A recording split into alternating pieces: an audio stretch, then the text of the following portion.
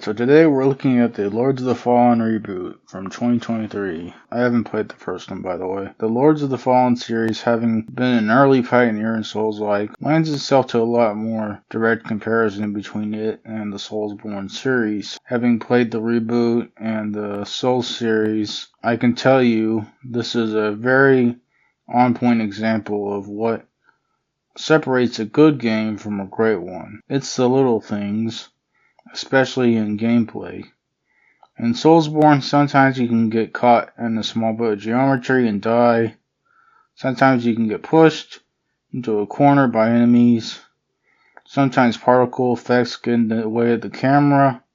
Sometimes you get caught in an unfair combo.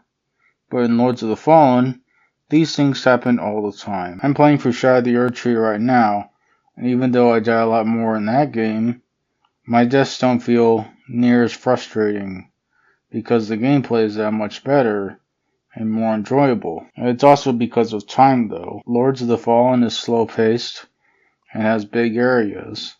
A death in Lords of the Fallen costs you twice as much time as it does in Soulsborne. As I said in my Liza P review, I don't like the slower paced Souls-likes, but I still recognize Liza P did it way better.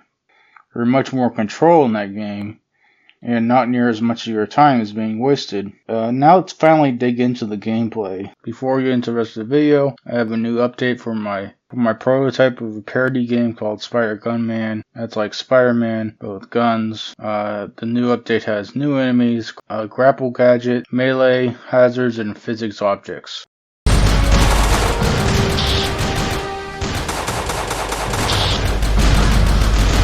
Also, my Steam games, Laser Rush Reloaded and The Silicon Shadow, are on sale as part of Steam Summer Sale, so go check those out. Back to the video. Conceptually, it's pretty similar to Dark Souls, but the game feel is much weaker.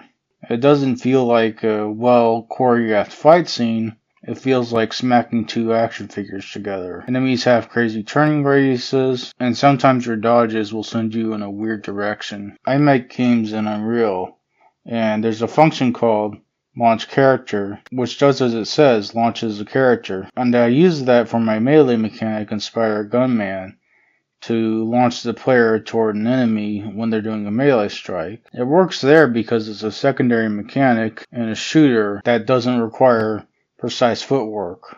But it feels like they're using that in Lords of the Fallen, which doesn't work with the precision of a Souls-like, when it constantly tracks the player's position for the entire melee strike at least. One mechanic I do like is that there's a dedicated aim button for bows, magic, and throwables, so you don't have to fiddle around to use them if you're primarily using melee. I also like that there's an ammo bar for bows and throwables that works like a mana bar where you get a certain amount each time. There's also fun throwing weapons like javelins that are a bit overpowered though. One of this game's more unique mechanics is the Umbral on Dead World, where when you die, you go into the Umbral world, and it sort of acts like the die twice mechanic in Sekiro. But there's different structures sometimes, and there's progressively more and more enemies. In the Umbral world, there are also exit points to go back into the living world again. You also sometimes have to enter the Umbral world on purpose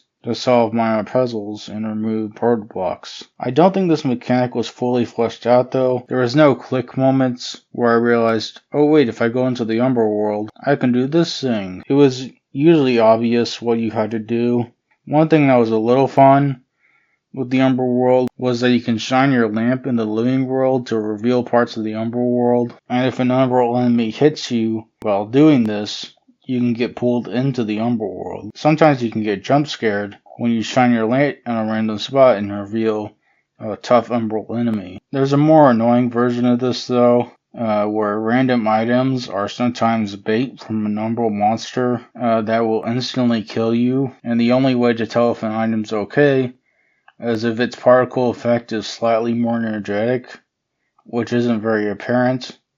I did learn late online that you can use the lamp pull attack to defeat them if you guess which item is in them correctly, but that was really late. Also, sometimes in the living world, enemies have a shield generator in the Umbral world, which you destroy with a lamp attack, but you can't target them, so it's very finicky. There's also a mechanic where you can sort of make a midway bonfire with a certain item. Oh, that's really punishing to item hoarders like me. The problem is that some of the checkpoints are really long, and they really want you to use that mechanic. So I eventually did start doing that. The enemy variety isn't the worst I've ever seen, but it's a bit bad. There's also too high a number of enemies. Sometimes, especially in the Umberworld, it's a real mess. It's mainly due to that there are these zombie enemies that aren't hard to fight, that just clutter the areas.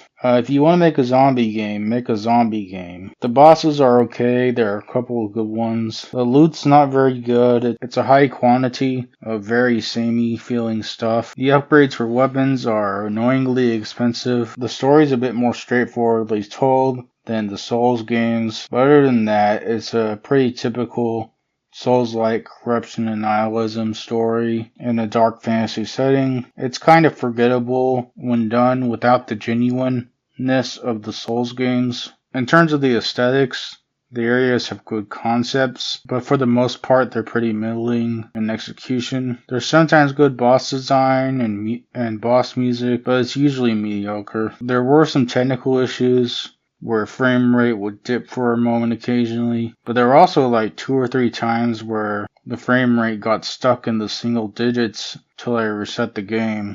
Overall, this is a decent game, but there's better Souls-likes and the actual Soulsborne games out there. It might be worth your time if you're diehard into playing every Souls-like possible, especially if you have Game Pass. I'm gonna give it a 7.74. Thank you to anyone who likes, comments, or subscribes. That's it.